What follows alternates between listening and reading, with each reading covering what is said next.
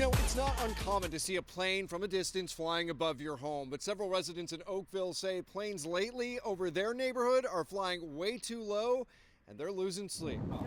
Sharon Guger has lived in her Oakville neighborhood just south of Dundas Street for 20 years. Love the people, love the education, love the commute. It's GO train accessible. But over the past 2 years, we've noticed a significant change in the air traffic. planes flying into Pearson, she says, are flying low over their homes. You can actually see the actual kind of cargo bays. I joke and I say I could actually tickle their bellies. This is Enzo Zippieri, Sharon's neighbor. They're very low, they're loud. Noise, especially in the overnight hours, he says.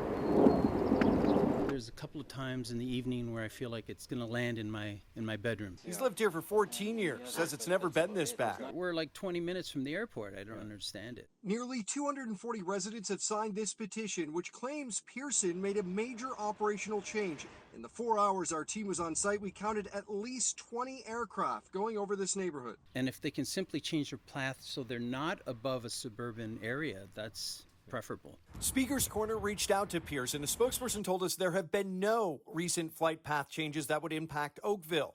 The last change was in 2012 by NAVCAN, which did allow more planes to go over Oakville as a way to increase traffic flow.